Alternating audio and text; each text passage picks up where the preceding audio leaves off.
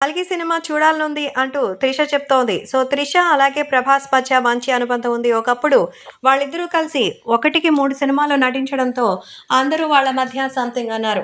'వర్షం' సినిమాతో స్టార్ట్ అయినటువంటి వాళ్ళ అనుబంధం తర్వాత 'బుజ్జిగాడు', 'పౌర్ణమితో' పీక్ స్టేజ్‌కెళ్ళిందని, ఒకరినొకరు ఇష్టపడి పెళ్లి చేసుకోబోతున్నారని, కానీ త్రిషని మరి ఈ విషయం తెలిసి కృష్ణరాజు గారు మందలించారని అప్పట్లో వార్తలొచ్చాయి.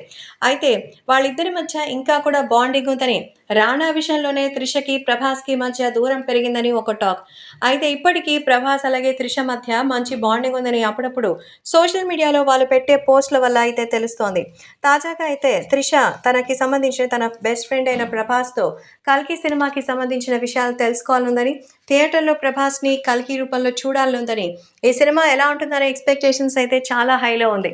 ప్రభాస్ యాక్షన్ సినిమాస్‌కి అలాగే లవ్ సినిమాలు ఎలా ఉంటాయనేది నాతో చేసినప్పుడు తెలుసుకున్నాను. కానీ ఇది సైంటిఫిక్ ఫిక్షన్ మూవీ. సో, సినిమాకి ప్రభాస్ రేంజ్ పెరుగుతుండడం చాలా సంతోషంగా అనిపిస్తోంది.